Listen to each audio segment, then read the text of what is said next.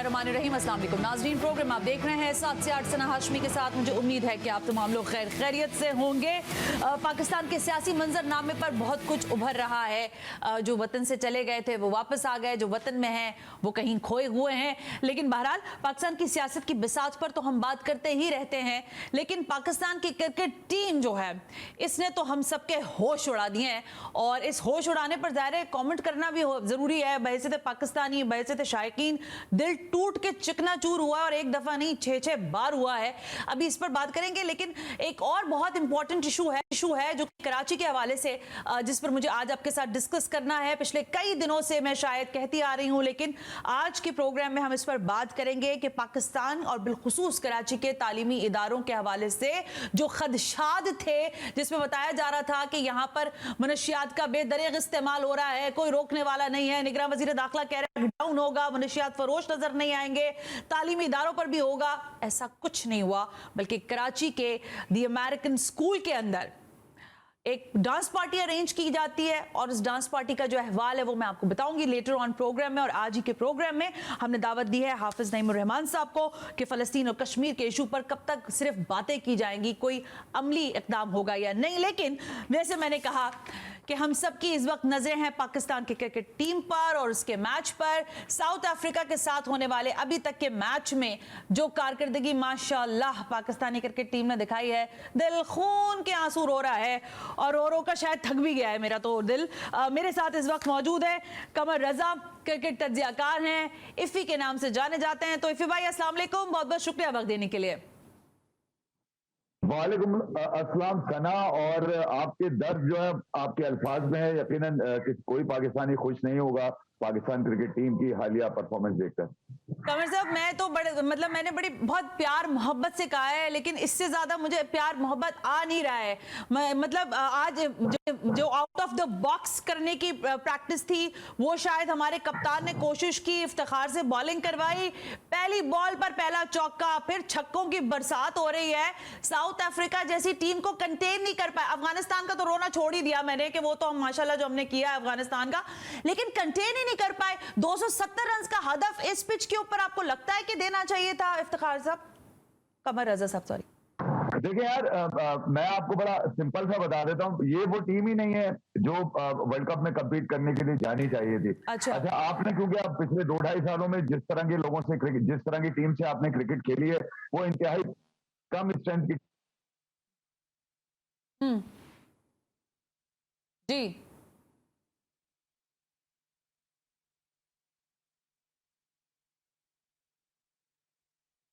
बजाई, उन्हीं पे ढोल बजाया, उन्हीं पे नाच रहा आया हूँ। और ये लोग अच्छी तरह जानते हैं कि जो टीम पाकिस्तान आ रही थी खेलने के लिए, उनकी स्ट्रेंथ थी नहीं इतनी दुनिया में कि वो कम्पीट करनी। पाकिस्तान जब जब बड़ी टीम्स के खिलाफ खेलता नजर आया, आपने देख लिया होगा, वहां ये फेल नजर आया। भले लास्ट ईयर का एशिया कप हो, इस साल का एशिया कप हो, या फिर वर्ल्ड कप 2023 हो जो ऑस्ट्रेलिया में खेला गया था T20 का। ये T20 के खिलाड़ी जब जब हर फॉर्मेट में आएंगे, भले वो 5 दिन की हो, भले वो 50 ओवर की हो, ये एक्सपोज होते नजर आएंगे। उसकी वजह ये कि इनकी तैयारियां नहीं है। ये एक सियासी रैकेट के रॉकेट के तौर पे निकल कर आते हैं लोग, सामने चल जाए तो ठीक है टीम में रह जाते हैं, और नहीं चलते तो फिर इनके साथ जो इनके दूसरे ऑप्शन होते हैं वो लाके टीम में छोड़ दिए जाते हैं। ये पाकिस्तान के लिए नहीं खेल रहा है, ये सब लोग अपने लिए अपनी टीम में जगह बरकरार रखने के लिए खेलते हुए नजर आ रहे हैं। इनके एवरेजेस देख लीजिए, कोई कप्तान आ जाए पाकिस्तान में नया, वो इनको नहीं हटा सकेगा, क्योंकि इनके एवरेजेस इतने बन गए। ये पिछले 2 सालों से इतनी मजेदार टीमों के खिलाफ। कमर साहब, मैं ज़ाहिर इनकी एवरेज, इनकी परफॉर्मेंस में तो इस पर बात कर सकती हूँ आपके साथ, लेकिन अभी ज़ाहिर मेरे पास महदूद वक्त है, इसलिए कुछ खबरें जो आप लोगों के थ्रू भी हमें मिलती हैं। ये ड्रेसिंग रूम में क्या बातें हो रही हैं? ये बाबर आजम साहब जो हैं, ये सिकंदर आजम बनकर वहां पे शायद फतूहात के झंडे गाड़ने गए, लेकिन ड्रेसिंग रूम का माहौल ये है कि रिजवान बाबर तो बात करते हैं, लेकिन शादाब और बाबर बात नहीं करते। फिर पता चलता है इमाम से बहुत सारे लोगों ने बातें नहीं की। I mean which kind of behaviour inside the dressing room? अच्छा, ये तकरीबन 1.5 साल से चल रहा है पाकिस्तान के ड्रेसिंग रूम के अंदर। शादाब एक बिल्कुल ही डिफरेंट अप्रोच का खिलाड़ी है, वो क्योंकि मैच विनिंग खिलाड़ी है और वो ऑलराउंडर है, उसको पता भी है उसकी टीम में कितनी अहम जरूरत है। और फिर डेफिनेटली वो चैंपियंस ट्रॉफी 2017 में सरफराज के नीचे भी खेल चुका है, उसको पता है कि किस तरह से मैच को अपने फेवर में लाया जाता है और किस तरह से मैच को डिफेंड किया जाता है कम रन के ऊपर। मगर जहां तक बाबर आजम की बात है, ये आदमी सिर्फ अपने रन के ऊपर चौड़ा होता हुआ नजर आ रहा है, और उसके साथ इसने रिजवान को मिला लिया। देखिए यार, अब ढकी छुपी बात नहीं रही, मीडिया में सारी बातें आ चुकी हैं। मैं तकरीबन 2 साल से कह रहा हूं कि ये जो खिलाड़ी हैं, ये एक ही एजेंट चला रहा है जो बैठा हुआ है इस वक्त लंदन के अंदर। ये पिछले 2 दिन पहले अब ये पाकिस्तानी मीडिया के अंदर आ गई है बात, जबकि नजम अली सेठी, आपको याद होगा आज से 6 महीने पहले जब उन्होंने ये बात करी कि मैं खिलाड़ियों को बुला के अगर कोई कॉन्फिडेंशियल बात करता हूं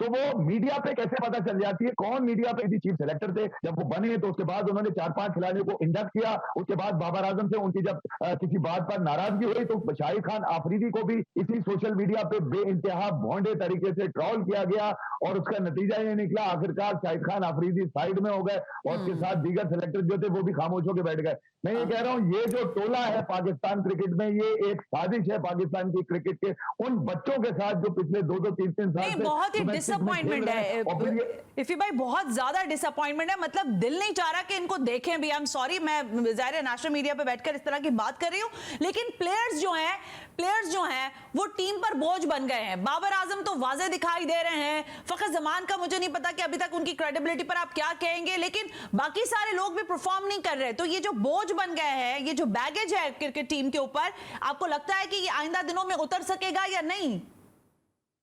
नहीं, मेरे ख्याल में अब इनकी छुट्टी होने का टाइम आ चुका है और राइट टाइम है। देखिए, मैं आपको बता रहा हूं कि पाकिस्तान के वो लोग जो पाकिस्तान से क्रिकेट खेले और अपने आप को लेजेंड्स में शुमार करते हैं, सबसे बड़ी लानत मैं उनके ऊपर दूंगा कि वो 2.5-3 साल से इन लोगों को बर्दाश्त कैसे कर रहे थे जिनकी क्रिकेट पूरी नहीं है, जो एक 3 घंटे के गेम को यानी कि T20 क्रिकेट में खेलकर वो 50 ओवर भी खेल रहे थे और उसके बाद वो 5 रोजा क्रिकेट भी खेल रहे थे। तो सबसे बड़े जो जिम्मेदार है वो ये बाबर आजम, ये रिजवान, ये लोग नहीं है, वो लोग हैं जो अपनी बारियों का इंतजार करते। देखें, आज फिर वो लोग निकल कर आ चुके हैं, वो साथ में शामिल हो चुके हैं ये कहने के लिए कि ये टीम कुछ भी अच्छा नहीं कर रही है। भैया, तुम कर क्या रहे थे? तुम 2-2, 3-3 बारियां पाकिस्तान क्रिकेट बोर्ड में ले चुके हो, पैसे कमा चुके हो। तुमने किस तरह से इनको ग्रेड कहा, उनको नंबर 1 कहा, किस तरह से तुमने उनको रेट किया कि पाकिस्तान की क्रिकेट में तुमने ये बताने की कोशिश करी कि इनके अलावा कोई है ही नहीं, सारी मसलों का हल बाबर आजम और रिजवानी है या शाहीन है या हारिस है। कमाल हो गया। मैं ये कह रहा हूं कि पाकिस्तान का एक मिनट इफी भाई, आपने ये आपने हारिस रऊफ की बात की है। इफी भाई, ये जो हारिस रऊफ की आपने बात की है, मैं हैरान हूं ऐसी बॉलिंग कौन कराता। मतलब मैं I am not the expert, I am not a cricketer, लेकिन मैं हैरान हूं ऐसी बॉलिंग पर जिसकी ना लाइन है ना लेंथ है, और जो बॉल फास्ट में शाहीन फेंक रहे हैं उसमें सिर्फ छक्का लग रहा है। ऐसी फास्ट बॉलिंग कहां देखी है आपने? मैंने तो नहीं देखी। मैंने आपको सना बताया कि ये 20 ओवर की क्रिकेट के शाहकार हैं सारे, और ये इन सबकी रिश्तेदारियां इस कदर स्ट्रांग है, इनके सियासी खूंटे इस कदर स्ट्रांग है। देखिए, बदकिस्मती पाकिस्तान क्रिकेट की है क्या कि जो पेटर इन चीफ होता है वो प्राइम मिनिस्टर होता है। अब आप अंदाजा लगा लीजिए कि अगर प्राइम मिनिस्टर होगा, क्योंकि आप करंट अफेयर का शो करती हैं, तो किस तरह की मिसमैनेजमेंट होती है चीजों को लेकर, तो वही उसी तरह की मिसमैनेजमेंट है। इससे पहले जो पुराने प्राइम मिनिस्टर थे, जो बाबर आजम को गोद में बिठा के क्रिकेट में कप्तान बना के छोड़ के चले गए, एक कामयाब कप्तान को आपने हटा दिया, सरफराज को, वो उनका नाम भी आप जानते होंगे वो किस ठिकाने के ऊपर है, और बाबर आजम भी उसी ठिकाने की तरफ निकलते हुए आप नजर आ रहे हैं। मैं आपको सच्ची बात देखिए यार, पाकिस्तान की क्रिकेट के साथ नाइंसाफी करने में इन लोगों का बहुत बड़ा कसूर है। उसकी वजह यह है कि यही करता रहता है पाकिस्तान क्रिकेट के। आज अगर किसी पुराने खिलाड़ी को या कप्तान को बुलाकर उसको इज्जत देने की कोशिश करेंगे तो फजूल है ऐसी इज्जत। यार, आपने क्रिकेट को तो बिल्कुल ही खुले लाइन लगा दिया, और आपने 4 साल के बाद वर्ल्ड कप आता है। मुझे हैरत इस बात के ऊपर है कि हारिस, यार, ये एक बॉल बॉलर जो 20 ओवर में तो आपको अच्छे लश्कारे, अच्छे छक्के दे सकता है, मगर आपको 50 ओवर के क्रिकेट में यार खड़ा होना मुश्किल है इनके लिए, बॉल करानी तो दूर की बात है। फिर टेस्ट क्रिकेट है, ये टेस्ट क्रिकेट भी खेल चुके हैं। शर्म आनी चाहिए पाकिस्तान के साबिक क्रिकेटर्स को कि यार वो किस तरह से इस बैगेज को पाकिस्तान क्रिकेट पे लाद कर खामोश होकर बैठे थे। शायद वो इस बात का इंतजार कर रहे थे कि पाकिस्तान की टीम जो है वो बुरा करे वर्ल्ड कप में, और फिर उनकी नौकरियां लगे, उनके किकबैक, उनके कट कमीशन लगे, और वो दोबारा से आके अपनी सीटों के ऊपर बैठ गेंदबाज है, उसमें से सबसे बड़ा नाम है मिसबाह उल हक है, जो पिछले 4-5 साल से पाकिस्तान की क्रिकेट को यहाँ तक बर्बादी इसी भाई आप हारिस रऊफ को रो रहे हैं, एक मिनट ना, आप हारिस रऊफ को रो रहे हैं, बाबर आजम को रो रहे हैं, हम भी बहुत सारों को रो रहे हैं, रिजवान को रो रहे हैं कि परफॉर्मेंस क्या है इनकी, लेकिन ये जो इमामुल हक साहब हैं, ये कौन सा तोहफा है सर? एक मैच में नहीं चला सर, ये बंदा 5 रन, 9 रन, 10 रन, 12 रन से ऊपर का कोई किसी तरह का उनके टेबल पे नंबर ही नहीं है सर, ये क्यों है टीम का हिस्सा? देखिए, मसला ये है कि आपकी क्रिकेट मॉडर्न डे क्रिकेट है ही नहीं। आपने पिछले 1 साल में आपने 350 रन करने की कोशिश ही नहीं करी। आपने दुनिया की कमजोर तरीन टीम से अपने आप को बराबर से मुकाबला किया। आप अफगानिस्तान के खिलाफ शाहीन के छक्के पे पूरी कौम नाच रही होती है। अबे अकाउंटेबिलिटी करो उन लोगों की कि शाहीन की बारी, वो नसीम की बारी आई कैसे अफगानिस्तान के खिलाफ? अबे तुम अफगानिस्तान से जीत कर कुछ होते हो, शर्म आनी चाहिए। वो तुमसे क्रिकेट सीख के गए यार, तुम उनसे बराबर से खेल रहे हो, ये अलार्मिंग था पाकिस्तान के लिए। मगर जो ये कौम जीत रही थी, बाबर आजम जो है वो दुनिया के नंबर 1 खिलाड़ी बने रहे थे, तो वो ये समझ रहे थे कि उन्होंने बहुत बड़ा काम कर दिया। नहीं यार, आप अफगानिस्तान के खिलाफ सीरीज तो व्हाइट वॉश कर दी थी आपने, मगर अफगानिस्तान ने आप पे वहां पर भी 300 रन मारे थे। मैं ये कह रहा हूं कि ये कान खड़े हो चुके थे उन लोगों के जो क्रिकेट के करता धरते हैं। वो जानते थे कि ये धड़ाम उल्टे मुंह गिरने वाले इंडिया में जाकर। उसकी वजह ये कि इनके पास जितना रिजर्व है वो और थका हुआ रिजर्व है, जो पाकिस्तान के ड्रेसिंग रूम में या पाकिस्तान के रिजर्व में पड़ा हुआ है। ये लेकर भी नाकारा गए थे, खुद भी नाकारा है जहनी तौर पे। इनसिक्योर लोग हैं ये लोग। ये पाकिस्तान से क्रिकेट खेलने नहीं है, पाकिस्तान से पैसा बनाने, नाम बनाने और अपना कैरियर बनाने के लिए आते। असल बात यही है ना इफी भाई, ये तो क्रिकेट का जनाजा है जो बड़ा धूम से निकल रहा है हिंदुस्तान की सरजमीन पर, जिसकी पिचेस के ऊपर ठीक है आप क्वेश्चन कर सकते हो, लेकिन मेरा बड़ा दिल मेरे साथ यहाँ पे और भी बाकी सारे लोग, जब मैं बात करूं तो सब आपकी बात में हाँ मिला रहे हैं, सर हिला रहे हैं। वजह ये कि सबके दिल दुखे हुए हैं। ये पाकिस्तान के अवाम का पैसा है जो हम अपनी क्रिकेट टीम पर लगाते हैं, हमारे टैक्स से ये लोग चलते हैं। आप बता सकते हैं कि पीसीबी के अंदर अब क्या मामलात हो गए, क्योंकि पीसीबी तो एक नेक्सस के थ्रू ही चल रही है ना, वहां पर भी फेवरेटिज्म मौजूद है और उसका एडवॉकिज्म के साथ या फेवरेटिज्म के साथ इसी तरह का प्लेयर देगा पीसीबी, आपको कौन से नए प्लेयर दे देगा? देखिए, पाकिस्तान क्रिकेट बोर्ड पिछले 6 महीने से अपाहिज हुआ है। उसकी वजह यह कि जो चेयरमैन ज़का अशरफ साहब आए थे, ये इलेक्शन कराने के लिए आए थे पीसीबी के अंदर। इनके पास अथॉरिटी नहीं है, ना कप्तान हटाने की, ना कुछ करने कराने की। इनको जिस कमेटी ने यहाँ पर चेयरमैन बनाया था, उस कमेटी को हेड करते हैं बलावल भुट्टो जरदारी साहब। तो वो अब नहीं पता आप कर रहे हो नहीं कर रहे हो, मगर कमेटी को हेड वही कर रहे थे। उसमें और भी बहुत सारे लोग MP MNA शामिल थे। तो मैं ये कह रहा हूँ कि ज़का अशरफ साहब के पास कुछ भी नहीं था। 5-6 महीने से खिलाड़ियों के पैसे रुके हुए थे। खिलाड़ियों ने यहाँ वर्ल्ड कप पे जाने, दुनिया तैयारियां कर रही थी वर्ल्ड कप में कम्पीट करने की। हमारे खिलाड़ी पाकिस्तान क्रिकेट बोर्ड से पैसा लेने के लिए डील कर रहे थे। ये पैसों के लिए मरे जा रहे थे कि 60 चाहिए, 70 चाहिए, 80 चाहिए। हमारा पैसा, हमारे टैक्सेस का पैसा ये लोग लूट खसोट के अपनी जेबें भरते हैं और परफॉर्मेंस सिफर होती है। आज पाकिस्तान का बच्चा घर के अंदर की खवातीन, जैसे आप अपने दर्द को बयान कर रही है, इसी तरह मेरे घर में मेरी बच्चियां, मेरे मोहल्ले में मेरी खवातीन ये यहाँ से फरियाद पूछ रही होती है कि यार इस कदर तो हमने मराना कभी देखा ही नहीं है। जो दुख है वो ये है कि आप इंडिया की सरजमीन पे हो यार। एक तो टीम की बदकारियां, मतलब जो किरदार है आपका खेल के अंदर वो बदकार नजर आ रहा है। दूसरा ये कि आपकी मिसमैनेजमेंट ये है कि आपका मीडिया मैनेजर वहां बैठकर इंडियन मीडिया को झूठी खबरें देता है, पाकिस्तान के इमेज को डैमेज करता है। और ये कौन से लोग आ गए पाकिस्तान क्रिकेट के अंदर जो एक बच्चा कुचा खेलता, जिससे बच्चे जुड़ जाते थे, जिससे बच्चा खुश हो जाते थे, बिल्कुल थोड़ी सी चेहरों पर रौनक आ जाती थी। इन लोगों ने वो खेल भी हमसे छीन लिया, अपनी सियासत की नजर कर लिया, खानदान के बच्चों तक महदूद कर लिया इन्होंने खेल को। बिल्कुल ठीक कह रहे हैं इफी भाई, मुझे आपके जज्बात की कदर है। और ये टायरों में से जो गेंद निकालते हैं ना, वो जो ऐड चल रहे हैं बड़े बड़े ब्रांड्स के साथ, ये वही कर सकते हैं। मेरा ख्याल है ग्राउंड पे कोई टायरों में से गेंद नहीं निकल सकती। ये ब्रांड कॉन्शियस पैसे के साथ, बहरहाल हम सबका दर्द साझा है। खुदा करे कि क्रिकेट टीम वापस आए, कुछ बेहतर तरीके से अपने आप के मामलात बताए, क्योंकि मुझे कुछ अच्छा नजर तो नहीं आ रहा कैनवस पर अभी तक जो कुछ है। But thank you very much इफी भाई, बहुत बहुत शुक्रिया। कमर रजा क्रिकेट तज्जियाकार कह रहे हैं कि यही, मैं तो जाहिर है थोड़ा बहुत रो रही हूँ, लेकिन वो मुझसे ज्यादा परेशान हो रहे हैं क्योंकि उनको क्रिकेट का आइडिया है। हम क्रिकेट देख रहे हैं तो हमें इतना दर्द है। जो क्रिकेट को समझते हैं उनका पेन भी आप जरूर समझ सकते होंगे। बहरहाल पाकिस्तानी क्रिकेट टीम की कारकर्दगी सवालिया निशान है और इससे इन पर बास्पोर्ट्स होनी चाहिए कि किस किस्म की परफॉर्मेंस देकर आए हो भाई, इसलिए भेजा था हमने आपको। एक ब्रेक लेते हैं और जरा ये भी बास्पोर्ट्स कर लेते हैं कि कराची के मॉडर्न स्कूल्स के अंदर, अमेरिकन स्कूल के अंदर, ग्रामर स्कूल के अंदर क्या कुछ हो रहा है भाई, और ये किसकी सरपरस्ती में हो रहा है। Right after this break.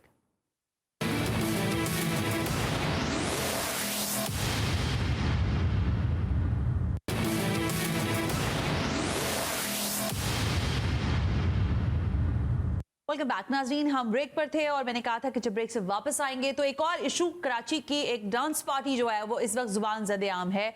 अब मामला यह है कि ये कोई पहली डांस पार्टी तो है नहीं कि वो हो रही थी और किसी को नहीं पता था। शायद इस वक्त जब मैं आपसे बात कर रही हूँ तो एक और डांस पार्टी प्लान भी हुई भी होगी और वो आज रात हो भी जाएगी। तो ये कराची का एक, मैं कह सकती हूँ शायद कि ये तरीका है, यहाँ पर इस तरह की पार्टीज हमें देखने को मिलती हैं। इशू क्या है जिस पर मैं बात करना चाहती हूँ वो ये है कि इसमें बहुत ही यंग बच्चे बच्चियां इस डांस पार्टी का हिस्सा थे। और जो ये वीडियो वायरल हुई है, कैसे वायरल हुई, किसने परमिशन दी थी, क्या ये, एक तो एक और भी क्वेश्चन हो रहा है, ये स्कूल के अंदर हुई है, किसी बैंगलोर की परमिशन थी, क्या था ये असल इशू। जमजम सईद जो कि स्टोरी को कवर कर रही है, हमारी बेहतरीन नुमाइंदा है GTV नेटवर्क की, शो पे मौजूद है। जमजम, थैंक यू वेरी मच कि आपने वक्त दिया और आप ज़रा स्टोरी को कवर भी कर रही हैं। मैं सबसे पहले ये आपसे पूछ लूं कि ये स्टोरी जो है इसमें एक स्कूल का नाम आ रहा है, द अमेरिकन स्कूल का। ये स्कूल क्या स्कूल यूटिलाइज हुआ, स्कूल की सरजमीन इस्तेमाल हुई, क्या हुआ है ये? नहीं देखिए सना, ऐसा तो बिल्कुल भी नहीं है। ये सिर्फ द अमेरिकन स्कूल के स्टूडेंट्स थे। अच्छा, और उन स्टूडेंट्स ने एक लेटर लिखा। अब ये बात कंफर्म नहीं हो रही कि आया कि वो लेटर जो है वो स्कूल के लेटर हेड पे लिखा गया या तो फिर एक सादे पर्चे पे लिखा गया। इस चीज की अभी तक कंफर्मेशन नहीं हुई है। अच्छा, अभी आपने बात भी की है मेरा। जी बिल्कुल। लेकिन चूंकि स्टूडेंट्स ये वहां के थे, इसीलिए इन्होंने सबसे पहले जो परमिशन ली है वो 11 अक्टूबर को ली है DC साउथ से। 11 अक्टूबर को इन्होंने परमिशन ले ली। ठीक हो गया। उसके बाद 12 अक्टूबर को जाते हैं, यही लेटर जाता है थाने में। ओके। थाना जो है वो परमिशन दे देता है 12 तारीख को। थाने वाले भी, थाने ने भी परमिशन दे दी। ठीक है। उसके बाद 13 तारीख की रात को 11 बजे 11 PM ऑनवर्ड्स ये पार्टी, ठीक है, 11 बजे पार्टी शुरू होती है। रेड जो पड़ती है वो रात को 4 बजे पड़ती है। यानी आप सिर्फ ये चीज देखें कि रात के 4 बजे भी बच्चे अपने घरों से बाहर पार्टी कर रहे हैं।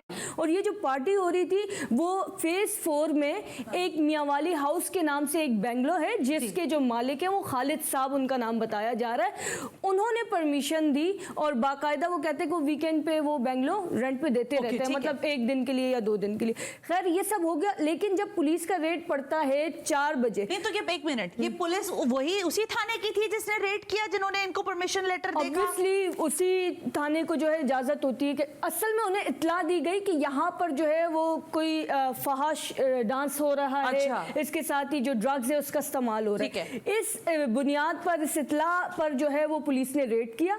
अच्छा, पुलिस ने जो है वो ब्रिगेडियर वजीर दाखिला हारिस नवाज साहब को इन्फॉर्म भी किया कि इस तरह की इंफॉर्मेशन है। वजीर दाखिला के ये इंस्ट्रक्शंस थे, बिल्कुल आप रेड करें, लेकिन जो भी फुटेज आप बनाएंगे उससे ब्लर रखिएगा क्योंकि वहां पर स्टूडेंट्स से उनका कैरियर होता है। तो अब कपड़े भी उन्होंने इस तरह पहने थे कि आप और हम, अल्लाह माफ करें, बिल्कुल नहीं, वो हमारा कल्चर का हिस्सा नहीं है।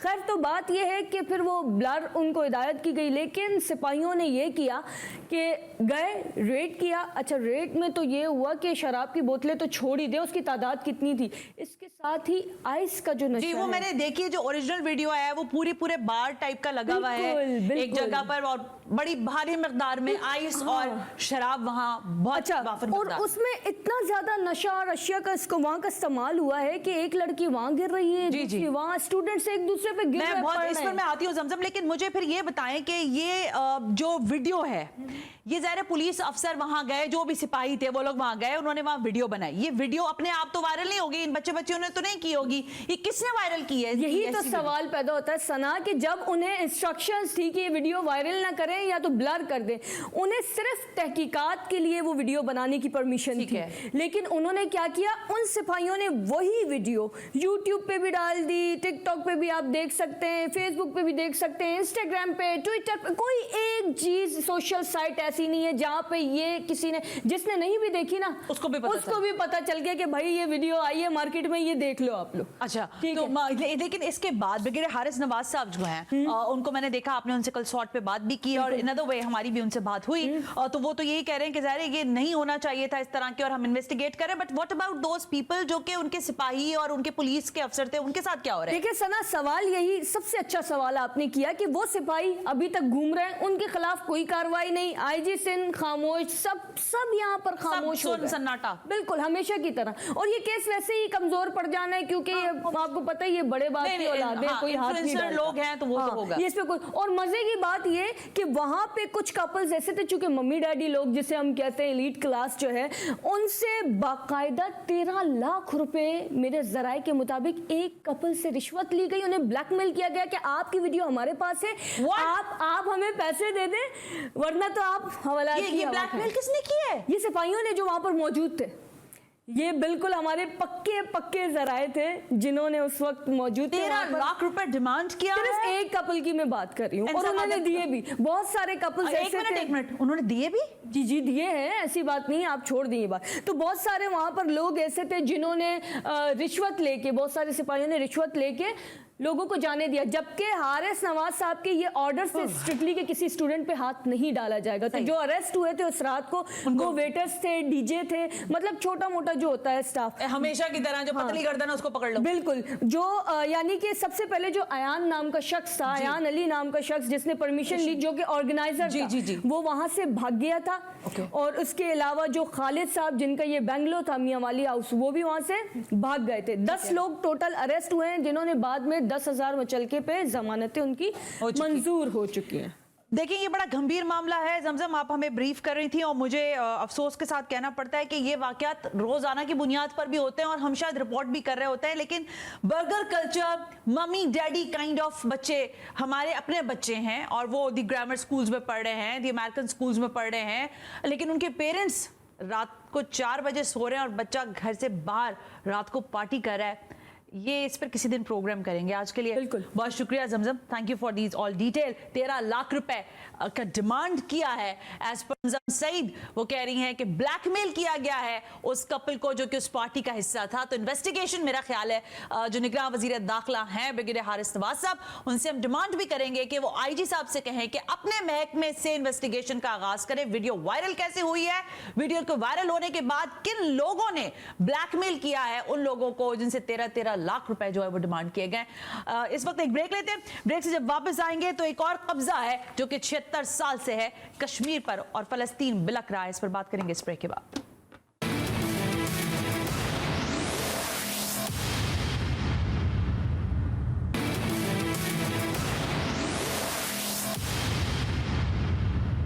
वेलकम बैक नाज़रीन, हम ब्रेक पर थे और ब्रेक पे जाते हैं इससे पहले मैंने आपसे कहा था कि जरा एक और इशू पे बात करें। एक तो जाहिर है आपको मालूम है कि आज के दिन 1947 से अगर हम लगाएं तो आज ही के दिन कश्मीर पर अपना तसल्लुत, नाजायज तसल्लुत कायम किया भारत ने, और वो जाहिर सिलसिला ताहाल जारी है। कश्मीरी अपनी हक खुद इरादियत की जंग लड़ रहे हैं, उधर हमारे फलस्तीनी भाई आहो बुका कर रहे हैं, इजराइल की बम्बार्टमेंट उन पर जारी है, कोई रोकने वाला हाथ नहीं है। जो जबानें रोकने की कोशिश कर रही हैं, मेरा ख्याल है उसमें भी वो ताकत नहीं है, वो असर नहीं है जो किसी तरह से सारे मामलात पर उसको रोक सके। इंपॉर्टेंट शख्सियत है और कराची की सतह पर मैं अगर कहूँ, और वैसे भी अगर जमात इस्लामी की हम बात करें तो इन तमाम तर उमूर पर बड़ा बोलते हैं। और अभी हाल फिलहाल में ही कराची में एक बड़ा प्रोटेस्ट भी जमात इस्लामी ने किया। हाफिज नईमुर रहमान अमीर जमात इस्लामी कराची मुझे वाई DSNG ज्वाइन कर रहे हैं। हाफिज साहब बहुत बहुत शुक्रिया वक्त देने के लिए। हाफिज साहब 27 अक्टूबर 1947 कश्मीर से अगर हम शुरू करें, जिस भारत ने अपनी फौज को मकबूजा कश्मीर के अंदर बिठाया, बर्बरियत शुरू की, वो सिलसिला ताहाल जारी है। आज दुनिया भर में जहां जहां भी कश्मीरी भाई बहन मौजूद हैं वो यौम स्याह मना रहे हैं, लेकिन वो बर्बरियत, वो जुल्म, वो रुकने का नाम नहीं ले रहा। क्या आपको लगता है कि पॉलिसी मैटर्स पर कहीं कॉम्प्रोमाइज कर लिया गया है क्या? बहुत शुक्रिया। देखें, जो कश्मीर का मामला है और फ़लस्तीन का मामला है, ये तकरीबन 7 का, ये तकरीबन 75-76 साल से ये मसला चल रहा है, फ़लस्तीन का मसला। पहले से चूंकि वहाँ पर सेहूनी बस्तियों को लाकर बसाने की पूरी बात चली थी। कश्मीर का मामला तो सिंपल है कि वहाँ के अवाम को इस बात का फैसला करना है कि उन्हें किसके साथ मिलना है। और ये बात हुई अक़वाम मुत्तहिदा में, और अक़वाम मुत्तहिदा में ये लेकर गया नेहरू, और नेहरू उस वक्त लेकर गए जब भारत ने फ़ौजें उतारी और उसके बाद जो है उसको ज़बरदस्त टफ टाइम मिला। यहाँ कबायलियों ने जाकर अपने जज्बे जिहाद से सरशार होकर उनको मुंह तोड़ जवाब दिया। मकामी कश्मीरी उठकर खड़े हुए, उनको शिकस्त नज़र आने लगी। हम श्रीनगर के दरवाजे तक पहुंच गए थे, बदकिस्मती से हमें रोक दिया गया, और उसके बाद जो है वो जितना आज़ाद किया था कश्मीर वो आज़ाद है, और जो मकबूजा है वो मकबूजा है। लेकिन जो अक़वाम मुत्तहिदा ने करारदाद पास की और उसके बाद मल्टीपल करारदादें पास होती रहीं कश्मीरियों के हक़ में, उसके ऊपर आज 76 साल गुजरने के बावजूद अमल दरामद नहीं हुआ। और यह है अक़वाम मुत्तहिदा। ये जालिमों के साथ है, मजलूमों के साथ नहीं है। यहाँ जिसकी लाठी उसका भैंस का कानून चलता है। और कश्मीरियों को आप देखें कि 1 लाख से ज़ायद कश्मीरी शहीद किए जा चुके हैं, और वो चाहते हैं कि उनको हक़ खुद इरादियत मिले, लेकिन उनको कोई देने के लिए तैयार नहीं। अब उनका जो स्पेशल स्टेटस था वो भारत ने ख़त्म कर दिया। मुझे बहुत अफसोस होता है कि पहले कश्मीर पाकिस्तान की स्ट्रेटजी में और पाकिस्तान की पॉलिसी में बहुत टॉप पर हुआ करता था। अब मुझे ऐसा लगता है कि हर सतह पर एक जहन बना लिया गया है कि ये क्या कश्मीर का मसला, हमें अपने आप को देखना चाहिए। जो लोग इस तरह की सोच रखते हैं वो कायद आज़म के भी गद्दार हैं, पाकिस्तान के भी गद्दार हैं। इसलिए कि देखें, एक बात याद रखें, आधा कश्मीर भी हमने छीन कर लिया था। जब भी कश्मीर आज़ाद होगा बज़ोर शमशीर होगा, बज़ोर ताकत होगा। ये बातचीत करने से, ये भारत को बड़ा बनाने से, ये उनके ज़ेर असर आने से, और सिर्फ अपनी मईशत की माला जपने से मसला हल नहीं होगा। मईशत को बेड़ा गर्क किसने किया है? उन्हीं लोगों ने किया जो 75-76 साल से हम पर रूल कर रहे हैं। हुक्मरान तबका है पूरा, तमाम ताकतवर जगहों पर भी मौजूद है। पॉलिटिशियंस भी वही होते हैं, जागीरदार वडेरे भी वही होते हैं, ब्यूरोक्रेट्स भी वही हैं। ये चंद लोगों ने पाकिस्तान को आज इस हाल पे पहुंचा दिया। पहले खुद हाल पर पहुंचाओ, फिर कहो कि फ़लस्तीन की बात करोगे तो इसराइल नाराज हो जाएगा, अमेरिका नाराज हो जाएगा, कश्मीर की बात करोगे तो भारत नाराज हो जाएगा। तो भाई फिर आपकी जिंदगी क्या है? फिर आपकी अपनी हैसियत क्या है? आज खुदा ना खास्ता वो कहीं और पर आकर कब्जा कर ले, कल आप कहेंगे यार नहीं, ये तो भारत बहुत ताकतवर हो गया है, तो पहले तो सिर्फ अमेरिका ही ताकतवर था। अगर हमने जो है वो इनके आगे कोई मुकाबला किया तो मजीद बर्बादी होगी और जंग छिड़ जाएगी, लिहाजा जितना छीन लिया है छीनते रहो। तो हमारा जहां पर ये हमारा नजरियाती मामला भी है, और हमारे पानी वहाँ है, हमारी मईशत की शहरक भी कश्मीर है, और वो हमने इन लोगों के हाथ में दी हुई है। परेशानी किसी को नहीं है, लिहाजा पूरी कौम को उठकर इन जालिमों के मुकाबले में खड़ा होना पड़ेगा जो कश्मीर का सौदा कर रहे हैं। बिल्कुल दुरुस्त है। हाफिज साहब, एक और जाहिर है जब आपने अभी गुफ्तगू का आगाज किया तो आपने कहा कि कश्मीर और फ़लस्तीन का मसला एक ही है, और कई दिहाइयों से हम देखते आ रहे हैं, अपने बचपन से सुनते आ रहे हैं कि फ़लस्तीन में बर्बरियत है। इस वक्त जो सिचुएशन है, मैं आपसे ये जानना चाहूँगी, क्योंकि ज़ाहिर है आपका इदारे के हवाले से जो आपका अलखिदमत है वो भी कोशिश कर रहा है, रसाई कर रहा है। मुझे मालूम है कि कुछ जगहों से कि आप वहाँ पर इमदाद की कोशिश कर रहे हैं। मुझे बताएं, गजा जो है वो तो इस वक्त पूरी तरह से जेपटाइज भी है, बम्बार्टमेंट हो रही है, किसी किस्म की कोई भी राहदारी ऐसी नहीं है। जमात इस्लामी ने क्या स्ट्रैटेजी अपनाई है इमदाद के हवाले से, जरा ये फरमाइएगा। मैं इमदाद पे बात करता हूं और उसके बाद में चाहूंगा कि उसकी और भी चीज़ों पे थोड़ी सी गुफ्तगू हो। इमदाद का मामला ये है कि चूंकि अल-खिदमत फाउंडेशन और पहले से जो ऑनगोइंग प्रोजेक्ट्स है, आपको याद होगा 2-3 साल पहले भी इसी तरह से एक वहां पर जंग छिड़ी थी और इसराइल ने बमबारी की थी और बहुत बुरा हाल किया था, जिसके बाद फिर इमदाद के लिए फंडिंग हुई और मुख्तलिफ NGOs के जरिए, जो टर्की बेस्ड NGOs हैं या मिस्र में हैं, उनके जरिए और UN के जरिए से कोलैबोरेशन कायम हुआ। तो अल-खिदमत के जो लोग हैं वो ऑलरेडी गजा में मौजूद हैं इस वक्त भी, जो वहां काम कर रहे हैं, जो लोकल हैं, और उनके साथ हमारा कोलैबोरेशन है और वो हमारे प्लेटफॉर्म से काम करते हैं। लेकिन जाहिर है वो बहुत महदूद रसाई है। अब जब रफा क्रॉसिंग खुली तो ये थोड़ी सी उम्मीद बनी थी कि अब ज्यादा सामान जा सकेगा। तैयारी हमारी पूरी थी, लेकिन उन्होंने खोला और बंद कर दिया, इसलिए कि मिस्र के लोग इसराइल और अमेरिका का प्रेशर बर्दाश्त नहीं कर पाते हैं। लेकिन जाहिर सी बात है कि ये इसके लिए तैयार रहना पड़ेगा। अब ऐसा ना हो कि जब कोई रसाई का मौका मिले तो हमारे पास कुछ भी ना हो। इसीलिए हमने रजिस्ट्रेशन शुरू की है डॉक्टर्स की, पैरामेडिकल स्टाफ की, उसके उनकी मदद के लिए ज़ाहिर है यहाँ से हम इन काइंड चीज़ नहीं भेज सकते, वो तो हमारी अगर एयरफोर्स या जिस तरह भी हुकूमत पाकिस्तान भेज रही थी वो अपनी जगह, यहाँ से तो रकम है और वहाँ पर जाकर ख़रीदारी की जाए, इजिप्ट में की जाए या उसके करीब तरीन इलाकों में की जाए, और फिर उसके बाद जब जैसे ही कोई रसाई का निज़ाम बने तो तेज़ रफ्तारी के साथ काम का आगाज़ किया जाए। ये हमारी प्लानिंग है। अलबत्ता ये बात भी ज़रूर है कि अल्लाह ताला का अपना एक निज़ाम है, चारों तरफ से मुहासिरे के बावजूद भी उन लोगों ने अपनी पूरी जो इतनी बड़ी जिद्दोजहद है उसमें एक बहुत बड़ी नेटवर्किंग और भी की हुई है, जो ज़ाहिर स्ट्रेटेजिक है उसको ज़्यादा बयान टीवी पे नहीं करना चाहिए। कुछ ना कुछ उसके ज़रिए से भी चीज़ें होती हैं। और मैं आपको इसकी मिसाल दूं, जहां इतनी बमबारी है, 7,000 लोग शहीद हो चुके हैं और चारों तरफ से मुहासरा है, टैंकों के जरिए से मुहासरा किया हुआ है, उस तरफ समंदर है, लेकिन कल भी गजा से रॉकेट फायर हुए हैं और तिल अबीब पे जाकर पड़े हैं और उनके फौजी जहन्नुम वासिल हुए हैं। तो ये अल्लाह ताला की तरफ से इन लोगों को एक खास किस्म की इस्तिआनत है कि वो बदतरीन हालात में भी मुजाहिमत भी जिंदा रखे हुए हैं और उन्होंने अपने लोगों में जिंदगी पैदा की हुई है। 7,000 हलाकतें, बच्चों की शहादतें, आप देखें उनके बच्चे, यानी शहीद होने के बाद बच्चे आपस में शहीद का खेल खेल रहे हैं। मतलब हद होती है कोई। वो अल जजीरा का रिपोर्टर, बल्कि ब्यूरो चीफ, जो अपनी प्रोफेशनल जिम्मेदारियां पूरी कर रहा था, आप देखें कि उसकी फैमिली, उसकी बीवी, उसके बच्चे, भतीजी, कितने लोगों को शहीद कर दिया और जब उसने दफनीन की तो उसके बाद आके दोबारा अपने प्रोफेशनल काम में लग गया। ये हमारे लिए एक बहुत बड़ा जो है वो एक मिसाल है कि किस तरह से जज्बे से सरशार वो लोग डटकर खड़े हुए हैं।